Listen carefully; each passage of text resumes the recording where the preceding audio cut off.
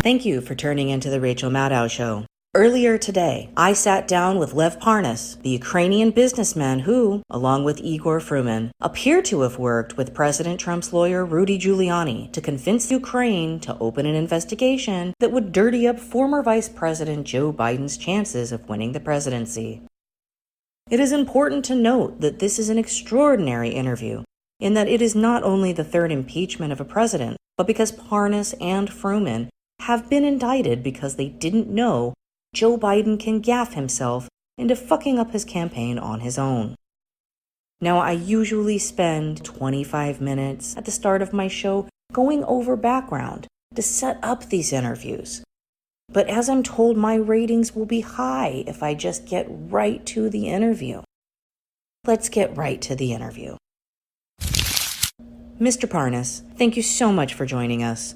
One thing I think all Americans are wondering is how this experience, from your involvement with Rudy Giuliani and getting Ukraine to investigate the Bidens to your current legal predicament, is affecting you. Have there been any major changes with regard to your lifestyle? It has been very difficult, yes. I've had to make some major adjustments, as one would expect when being caught up in such legal treachery. For instance, because of my legal fees, I've had to cut down on the crap I spray on top of my head to make it look like I have a reasonably full head of hair for someone my age. And that's been the extent of major changes you've had to make? Less spray on hair? Yes. In fact, I've had to switch to a cheaper brand. It was a kind I saw Stephen Miller using.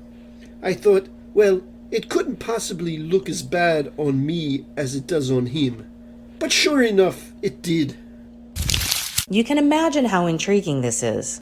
This was a man who was behind the scenes at the most intimate levels of the actions that led to the third impeachment trial of a sitting president of the United States.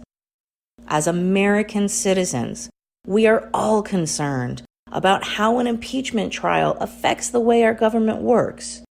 Will senators who serve as jurors be impartial? If the president is convicted and removed from office, what will the policies of a theoretical President Pence be, and how easily will they be executed?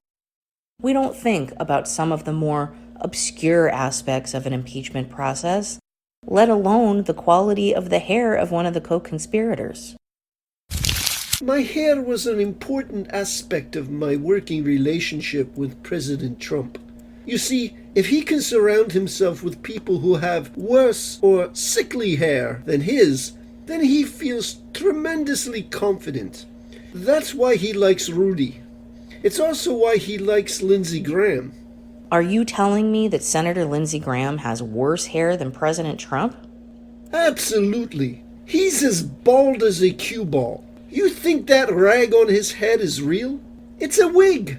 You think a raging queen like him wants people to think his follicles are deficient? My interview with Lev Parnas continues right after this.